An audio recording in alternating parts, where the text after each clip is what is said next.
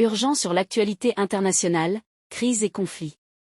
Au Proche-Orient, la situation reste tendue après de nouveaux affrontements entre Israël et plusieurs groupes armés dans la bande de Gaza et au Liban Sud.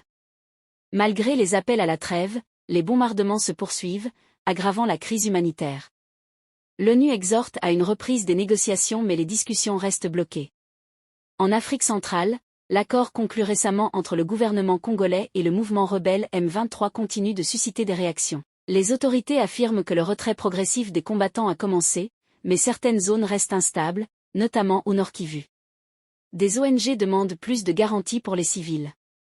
En Ukraine, de nouveaux combats ont éclaté dans l'est du pays, alors qu'un sommet international se prépare pour tenter de relancer le dialogue avec la Russie.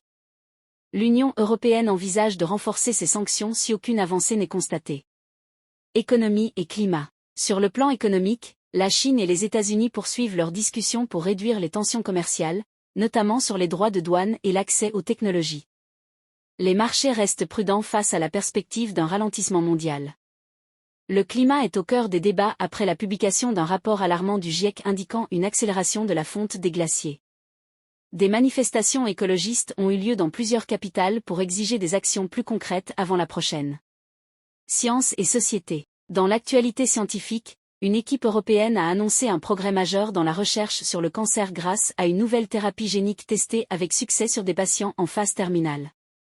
Dans le domaine spatial, l'Inde célèbre le lancement réussi de sa mission lunaire, Chandrayaan-4, avec l'ambition de poser un rover près du pôle sud de la Lune d'ici un mois. Enfin, sur le plan culturel, Paris accueille la dernière étape du Tour de France, marquée par une grande fête populaire.